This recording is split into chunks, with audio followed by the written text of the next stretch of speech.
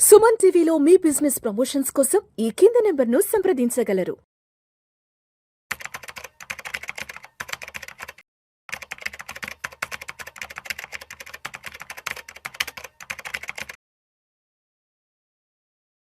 So ప్రభు గారు 2026 కొత్త సంవత్సరంలోకి అడుగు పెట్టేస్తున్నాం కాబట్టి మార్కెట్లో ఉన్న ప్రతి ఇన్వెస్టర్ ఏంటంటే 2026 సంవత్సరంలో ఇండియన్ స్టాక్ మార్కెట్లో ఏ సెక్టార్స్లో ఏ స్టాక్స్ మంచి పెర్ఫార్మెన్స్ ఇవ్వబోతున్నాయంటే కూడా ఒక ప్రిడిక్షన్కి సంబంధించిన రీసెర్చ్ అనేది అప్పుడే సోషల్ మీడియాలో స్టార్ట్ చేసేసారు.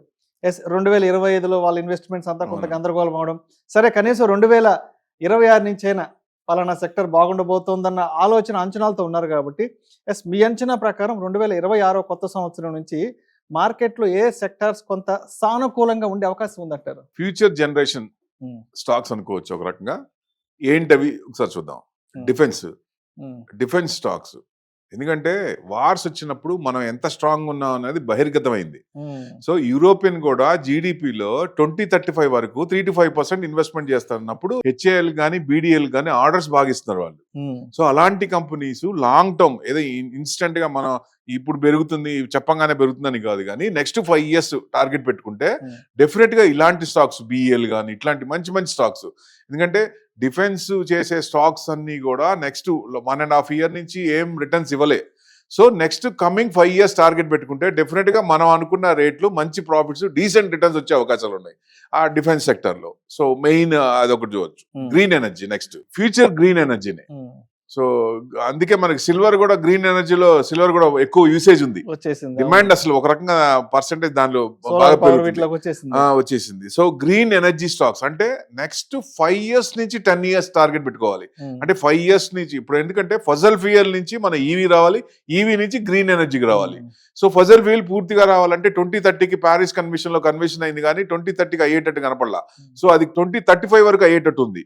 సో ఆ నెక్స్ట్ 5 years నుంచి 10 years టార్గెట్ పెట్టుకుంటే 5 years నుంచి మూవ్మెంట్ వచ్చే ఛాన్స్ ఉంటుంది గ్రీన్ ఎనర్జీ. సో అలాంటి స్టాక్స్ ఏవైతే ఉన్నాయో, ఎవరైతే ఇన్వెస్ట్మెంట్ చేస్తున్నారో, అదాని రెన్యూబుల్స్ కానీ, ఎన్టీపీసీ గ్రీన్ ఎనర్జీ కానీ, green energy stocks, startup power కానీ, ఇలాంటివన్నీ లాంగ్ టర్మ్ అనుకున్నప్పుడు వాటిలో ఇన్వెస్ట్మెంట్ చేస్తే బెటర్. అది కూడా మనం ఏ స్క్రిప్ట్ అయినా ఏదైనా ఒక సెక్టర్ లాంగ్ టర్మ్ అనుకున్నప్పుడు ఇమ్మీడియట్ గా బై చేయాల్సిన పని లేదు. ఆ స్క్రిప్ట్ రీట్రేస్మెంట్ అయినప్పుడల్లా మీరు అనుకున్న దాంట్లో స్టాగర్డ్ మేనర్ లో ఇన్వెస్ట్మెంట్ మొదలు పెట్టడం బెస్ట్, ఒకేసారి కొనకుండా. సో నెక్స్ట్ వచ్చేసి రైల్వే అండి. 800 వందే భారత్ ట్రైన్స్ 2030 కల్లా మొత్తం మారుస్తున్నారు. సో ఇంకా మార్చాల్సినవి ఉన్నాయి. అంటే దానికి అనుగుణంగా రైల్వేకి సంబంధించిన స్టాక్స్ మొత్తం పెరిగే ఛాన్సే ఉంది. 2030కి టార్గెట్ పెట్టుకున్నా మంచి రిటర్న్స్ వచ్చే ఛాన్స్ ఉంది. ఎందుకంటే 1 year 1.5 year నుంచి పెద్ద రిటర్న్స్ ఏం లేవు. అది బాగా అంతకుముందు 1.5 year బాగా పెరిగినాయి, అక్కడి నుంచి బాగా స్తబ్దతగానే ఉన్నాయి, డౌన్ సైడే ఉన్నాయి, మూవ్మెంట్స్ ఏం లేవు. సో ఇప్పుడు బడ్జెట్ వస్తుంది February 1st కన్నా తర్వాతనే ఇప్పుడు కొంచెం ఆ స్టాక్స్ లో ఫైర్ వచ్చింది. సో డెఫినెట్ గా నెక్స్ట్ 5 years టార్గెట్ పెట్టుకుంటే 2030 అన్నట్టు ఆ రైల్వేస్ మొత్తం ఇది రీప్లేస్ అవుతాయి. కాబట్టి వాటిల్లో మీకు ఐఆర్సిటిసి కానీ, టెక్స్మాకో కానీ, ఐఆర్ఎఫ్సి కానీ, రైల్వేకి సంబంధించిన స్టాక్స్ మొత్తం కూడా లాంగ్ టర్మ్ అనుకున్నప్పుడు మీరు మైనస్ లో, నెగిటివ్ లో ఉన్నప్పుడు కొంచెం కొంచెం ఎక్రూట్ చేస్తే మంచిదని నా ఉద్దేశం. రైట్. సో మాధవిరెడ్డి గారు, అంటే మీ ఎక్స్పెక్టేషన్ ప్రకారం సో నెక్స్ట్ 2026 నుంచి సెక్టోరియల్ గా ఏవి కొంత మంచి పెర్ఫార్మెన్స్ ఇచ్చే అవకాశం ఉందంటారు as per the government decisions ప్రకారం, ఇప్పటి వరకు ఉన్న పాలసీస్ ప్రకారం? సో ఇమీడియట్ గా మనం చూసుకున్నట్లయితే బడ్జెట్ ఈజ్ వెయిటింగ్. సో మనకి జస్ట్ ఇంకా చాలా కొన్ని వీక్సే ఉంది బడ్జెట్ కి. సో ఈ బడ్జెట్ బేస్డ్ థీమ్స్ కి వెళ్తే కొంచెం బెటర్ గా ఉంటుందండి. బడ్జెట్ బేస్డ్ థీమ్స్ ఏముంటాయండి, జనరల్ గా వాళ్ళు ఎక్కువగా ఎక్కడైతే ఇన్వెస్ట్మెంట్ పెడుతుంది గవర్నమెంట్ అంటే డిఫెన్స్, రైల్వేస్, వీటి మీద బాగా, అలానే ఇన్ఫ్రాస్ట్రక్చర్ మీద బాగా ఇన్వెస్ట్మెంట్ పెడుతుంది. సో వీటి మీద కొంచెం ఈ బడ్జెట్ బేస్డ్ థీమ్స్ మీద మనం ఇప్పుడే కొంచెం మార్కెట్ ఏమైనా మీకు ఆపర్చునిటీ వచ్చినప్పుడు ఈ పర్టికులర్ ఈ డిఫెన్స్ వీటిల్లో కానీ మనం కొంచెం కొన్ని స్టాక్స్, సార్ చెప్పినట్టుగా కొన్ని స్టాక్స్ ని కానీ పికప్ చేసుకొని పెట్టుకుంటే that will be very good అని అనిపిస్తుందండి. బట్ ఇక్కడ కూడా నేను ఏంటంటే 2026 లో కొన్ని మెగా ఐపీఓస్ వస్తున్నాయండి. ఎందుకంటే ఐపీఓ బూమ్ కూడా బాగా జరిగింది. అంటే గోల్డ్ అండ్ సిల్వర్ ఏ విధంగా బూమ్ అయిందో 2025 లో ఐపీఓస్ కూడా అంతే రకంగా బిజినెస్ చేశాయండి. సో రికార్డ్ ఐపీఓ బూమ్ అనేది మనము 2025 లో మనం చూసాము. ఇదే మనకి 2026 లో ఉంది. పెద్ద పెద్ద కంపెనీలు ఉన్నాయండి, అందరూ కూడా కొంచెం ట్రాక్ చేసుకోండి డేట్స్ అన్ని కూడా. ఫోన్ పే కానీ, మనకి ఎస్బీఐ మ్యూచువల్ ఫండ్ కానీ, ఓయో, ఎన్ఎస్సి, జియో, అలానే జెప్టో, ఫ్లిప్కార్ట్, బోట్, కార్డేకో, హీరో ఫిన్కాప్, ఇవన్నీ చాలా పెద్ద ఐపీఓస్ మనకి మార్కెట్ లో 2026 లో రాబోతున్నాయి. సో ఇవి కూడా ఎవ్రీ మంత్ ఒక 1 or 2 గుడ్ ఐపీఓస్ కూడా వస్తున్నాయి. ఆ ఆపర్చునిటీస్ ని కూడా ఇక మనం చెప్పక్కర్లేదు, ఆల్రెడీ అందరూ కూడా ఈ సెకండరీ మార్కెట్ వదిలేసి ప్రైమరీ మార్కెట్ కి వెళ్ళిపోయారులేండి.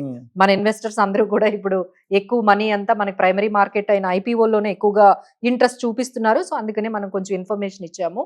సో ఇది కాకుండా మనకి మెటల్స్ లో కూడా మనకి మంచి బూమ్ కనపడుతుంది. అలానే ఆటో సెక్టార్ కూడా కొంచెం మనకి పాజిటివ్ గా కనిపిస్తుంది.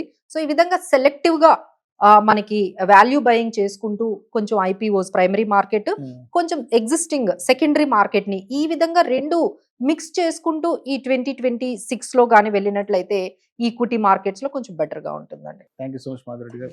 సో అనిల్ గారు, 2026 కొత్త సంవత్సరం నుంచి ఏ సెక్టర్స్ బాగా ఊపందుకోనున్నాయి అంటూ కూడా పెద్ద ఎత్తున అందరూ కూడా సోషల్ మీడియా, ఇంటర్నెట్ లో కొంత రీసెర్చ్ స్టార్ట్ చేసేసారు కాబట్టి ఏ ఉన్నాయి 2026 నుంచి బాగా బూమ్ వచ్చే సెక్టర్స్ ఉంటాయి? ఇంతకుముందు డిస్కషన్ లో సెక్టర్ రొటేషన్ అనేది జరుగుతూ ఉంటుంది.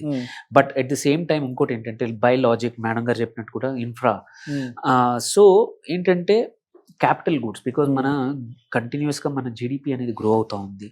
మ్యానుఫ్యాక్చరింగ్ ఇండెక్స్ కానీ ప్రతి ఒక్క ఐఐపి ఏవైతే ఇండస్ట్రియల్ ఐపీ ఉందో అన్నీ కూడా బాగా పర్ఫామ్ చేస్తూ ఉన్నాయి. వాటికి అండ్ సైమిల్టేనియస్లీ ఏంటంటే ఎక్స్పోర్ట్స్ మీద గవర్నమెంట్ అనేది పుష్ చేస్తూ ఉంది. సో ఇలాంటప్పుడు ఏంటంటే capital goods is a great sector. Usually ఏమంటారు, ఆల్ వెదర్ ఎక్కువ మటుకి వెరీ డిప్రెషన్ ఉన్నప్పుడు తప్ప, ఇట్లాంటి మార్కెట్స్ ఎప్పుడు మంచి ప్రొజెక్షన్స్ జీడిపి ఉన్నప్పుడు, ఎందుకంటే చాలా కంపెనీస్ వాటి కెపాసిటీ ఎక్స్పాన్షన్ కోసం చేస్తూ ఉంటాయి కాబట్టి capital good sector is wonderful sector. 26 లో మంచి పర్ఫామ్ చేసే అవకాశం ఉంది. అందులో కూడా క్వైట్ ఫ్యూ స్టాక్స్ ఉన్నాయి. L&T ఆల్రెడీ ఏమంటారు అది ఇన్ఫ్రాలో ఉంది, బట్ ఆల్సో క్యాపిటల్ గుడ్ స్పేస్లో కూడా ఉంది. సీమెన్స్ కూడా అంతే, సీమెన్స్ అయితే మోస్ట్లీ క్యాపిటల్ గుడ్ స్పేస్లో ఉంది. ఏబీబీ ఇది కూడా అంతే. దీంతో పాటు క్వైట్ ఫ్యూ అదర్ కంపెనీస్, మనం బిహెచ్ఈఎల్ తీసుకున్నా, GET&D తీసుకున్నా కానీ, ఇలాంటివి అన్ని ఎల్జీ ఎక్విప్మెంట్ కానీ they have done very well. కొన్ని బాగా పర్ఫామ్ చేయకపోయినా దే హ్యావ్ ఎస్పెషలీ ఈ Q3, Q4 రిజల్ట్స్ తర్వాత they can explore very well ఈ సెక్టర్ మాత్రం. సో ఇది first sector which can also. Then another important మనం మర్చిపోతుంది ఏంటంటే ఇండియా స్ట్రెంగ్త్ ఏంటంటే ఫార్మా. సో ఫార్మాలో కూడా ఈ సంవత్సరం మనం చూసాము more or less flat or నెగిటివే ఎక్కువ కంపెనీస్, ఎక్సెప్ట్ కొన్ని small and mid cap companies, very minute, ఎట్లాంటి market cap only less than 100 crores ఉన్న కంపెనీస్ మాత్రం సూపర్ అమేజింగ్గా చేశాయి. But average most of the other companies తీసుకుంటే మాత్రం అంత బాగా పర్ఫామ్ చేయలేదు. సో మనం ఫార్మాలో కూడా తీసుకుంటే whether it is Sun Pharma కానివ్వండి, డాక్టర్ రెడ్డీస్ అండ్ దివీస్, మన హైదరాబాద్ నుంచి లారస్ కానీ, ఇవి ఎలాగో పేరున్న కంపెనీస్. వీటితో పాటు ఇంకా క్వైట్ ఫ్యూ కంపెనీస్ మనకి స్కోప్ ఉంది ఫార్మాలో. ఎందుకంటే ఎప్పుడైనా సరే మనము డోంట్ బెట్ ఆన్ ఆల్రెడీ పరిగెడుతున్న వాటికన్నా కూడా ఏవైతే లాగ్ అవుతున్నాయో వాటికి గుడ్ స్కోప్ ఉంటుంది మార్కెట్లో. ఎస్పెషల్లీ కంపల్సరీ సెక్టర్ రొటేషన్ అనేది రియాలిటీ. మనము ఎప్పుడు ఇంతకుముందు పర్ఫామ్ చేసిన గోల్డే బాగా చేస్తుంది అనుకుంటే ఇబ్బందే. So Lupin already last year quite some time బాగా పర్ఫామ్ చేసింది. ఒక్కసారి ఈ ఓవర్ హ్యాంగ్ ఏదైతే ఉందో, టారిఫ్ ది ఓవర్ హ్యాంగ్ పోయింది అంటే మాత్రం pharma sector will be seeing very good time. Zydus wonderful stock, మంచి ఎక్స్పాండ్ చేశారు. మ్యాన్కైండ్ కానీ, ఆరోబిందో ఫార్మా, మల్టిపుల్ కంపెనీస్ ఉన్నాయి. మన అంటే one of the strong sector. But ఏంటంటే మొమెంటం లేదు ఇప్పుడు. Momentum will be coming. ఒక్కసారి ఈ కొంచెం ఈ హర్డిల్స్ పోయి అంటే మాత్రం మనకి ఈ రెండు సెక్టర్లో ఇన్వెస్టర్స్ మంచి ఆపర్చునిటీస్ ఉన్నాయి, వెతుక్కొని ఎంటర్ అయితే మాత్రం 2026 లో మంచి లాభం. So US India trade deal కూడా అందరూ కొంచెం ఫాలో చేయాలండి. ఎప్పుడు అవుతుందో తెలియదు కానీ, but India US trade deal గానీ అయితే ఎక్స్పోర్ట్ ఓరియంటెడ్ కంపెనీస్ అయిన జెమ్స్ అండ్ జ్యువెలరీస్ కానీ, టెక్స్టైల్స్ కానీ, సార్ చెప్పినట్టుగా ఫార్మా కానీ, ఐటీ కానీ ఇమ్మీడియట్ గా మనకి అది అందులో మనకి ట్రెండ్ కనిపిస్తుందండి. అవన్నీ కూడా అక్కడ ఆ యుఎస్ ఇండియా ట్రేడ్ డీల్ దగ్గర ఈ ఎక్స్పోర్ట్ ఓరియంటెడ్ కంపెనీస్ కొంచెం ఆగిపోయాయి. సో అది రాగానే ఇమీడియట్ గా we can see some upside. చెప్పండి. చిన్న పాయింట్, ఇప్పుడు ఐపీఓస్ ఇప్పుడు ముప్పటికి వస్తున్నాయి కానీ 60-70% డౌన్ లోనే ఉన్నాయి. ఎఫ్ఐఎస్ ఇన్స్టెంట్ గెయిన్ కోసం అక్కడికి వచ్చి దాన్ని మామూలుగా బాగా ఇది చేస్తున్నారు. సో జనరల్ గా ఇండివిజువల్ ఇన్వెస్టర్స్ వాళ్ళు ఏదైనా ఐపీఓస్ అప్లై చేయాలనుకుంటే మంచిది, మేడం చెప్పినట్టు మేజర్ కొన్ని ఉన్నాయన్నారు, అలాంటివి అప్లై చేస్తాం. కానీ మనకి ఎన్ని వస్తాయండి? మనం అనుకున్నట్టు వస్తాయా? నాకు 100 కావాలంటే 100 వస్తాయా? రావు కదా. సో సెకండరీ మార్కెటే బెస్ట్. అది కనుక నిజంగా ఫండమెంటల్ గా స్ట్రాంగ్ ఉంది, ఫ్యూచర్ లో బాగా పెరుగుద్ది అనుకుంటే, అలాంటి ఇప్పుడు ఎన్ఎస్సి ఉంది, ఎన్ఎస్సి లిస్ట్ కావట్లేదు. మరి 2025 లో వస్తున్నారు, ఇంత మటుకు రాలేదు. 26 లో ఎప్పుడు వస్తుందో తెలియదు. సో అలాంటి స్క్రిప్ట్స్ అట్లాంటివి ఉంటే వాటిలో ఐపీఓస్ కి అప్లై చేస్తూ సెకండరీ మార్కెట్ లో కూడా అది పడినప్పుడు ఎక్కువ చేస్తే లాంగ్ టర్మ్ లో మంచి రిటర్న్స్ వచ్చే అవకాశాలు ఉంటాయి. అండ్ ఇంకా ఒక 2-3 సెక్టర్స్ కూడా మనం మర్చిపోయినామేమనిపిస్తుంది. ప్రభు గారు, ఫైనాన్స్ అండ్ పిఎస్యు గురించి ఏం చెప్తారు? ఎందుకంటే ఈ సంవత్సరం ఎస్బీఐ కానీ కెనరా బ్యాంకు ఇవంతా కూడా మంచి పెర్ఫార్మెన్స్ ఇచ్చాయి కాబట్టి, సో 2026లో బ్యాంకింగ్ గురించి ఏం చెప్తారు? బ్యాంకింగ్ సెక్టర్ కూడా 2026 లో బాగానే ఉండొచ్చు. ఎందుకంటే ఆర్బీఐ రిపోర్ట్ ఇచ్చింది, ఎన్పిఎల్ బాగా తగ్గినాయి. సో మళ్ళీ ఇప్పుడు ఏంటంటే చిన్న చిన్న బ్యాంకులు కూడా మెర్జింగ్ మళ్ళీ స్టార్ట్ అయింది. సో మేజర్ గవర్నమెంట్ లో 3 ఉంటాయి, ప్రైవేట్ లో 3 ఉండొచ్చు, లేదా గవర్నమెంట్ లో 2 ఉంటే ప్రైవేట్ లో 2 ఉంటాయి ఓవర్ ఎ పీరియడ్. సో మిగతా అన్ని కూడా మెర్జింగ్ అయిపోతాయి. సో కొన్ని బ్యాంకులు ఏంటంటే ఇంట్రెస్ట్ పరంగా వస్తాయి కానీ గ్రోత్ ఓరియంటెడ్ కాదు. అలాంటి స్టాక్స్ లో ఉండాల్సిన పని లేదు. మంచి ఇప్పుడు మేజర్ పిఎస్యు బ్యాంక్ చూస్తే ఎస్బీఐ 3,500 దగ్గర స్ప్లిట్ అయింది, మళ్ళీ 1,000 దాటడానికి చాలా ఇబ్బంది పడుతుంది. సో అలాంటి స్క్రిప్ట్స్ లాంగ్ టర్మ్ పెట్టుకుంటే బ్యాంకింగ్ సెక్టర్ కూడా ఏమీ ఇబ్బంది లేవు. అంత ముందు స్కాములు చూసాం, ఈ మధ్య 10 ఏళ్ళు ఒక్క స్కామ్ కూడా లేదు.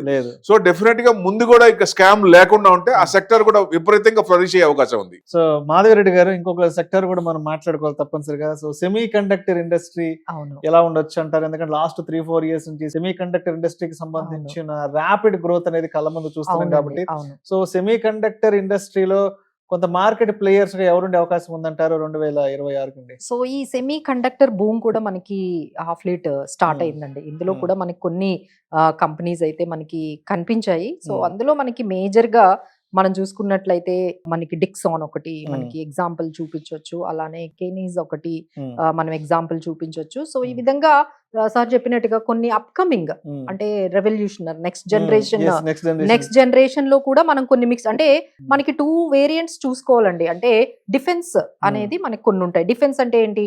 బ్యాంకింగ్, ఫార్మా, ఐటీ, ఇవన్నీ కూడా మన క్యాపిటల్ గూడ్స్, ఇవన్నీ కూడా డిఫెన్స్ అంటారు. అంటే వీటి ఎప్పటికీ కూడా కొంచెం స్టేబుల్ గా ఉంటాయి. వాటితో పాటు ఇప్పుడు ఈ అప్కమింగ్ అంటే గ్రోత్ ఓరియంటెడ్ సెక్టార్స్ ని కూడా మనం మిక్స్ చేసుకుంటే like clean energy, solar energy, EVs, semi conductors, ఇలా ఈ విధంగా కొంచెం 5G ఇలా మనకి టెక్నాలజీకి సంబంధించి ఈ విధంగా 2 మిక్స్ చేసుకోవాలి.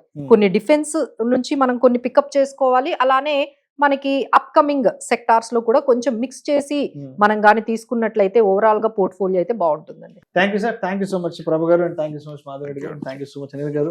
మొత్తానికి 2026వ సంవత్సరంలో మన ఇండియన్ ఈక్విటీ స్టాక్ మార్కెట్ లో ఏ సెక్టార్స్ బాగా రాణించే అవకాశం ఉందనే దాని గురించి మన ఆడియన్స్ కి కొంత ఎడ్యుకేటివ్ ఇన్ఫర్మేషన్ అయితే ఇచ్చారు. Thank you so much sir. Thank you.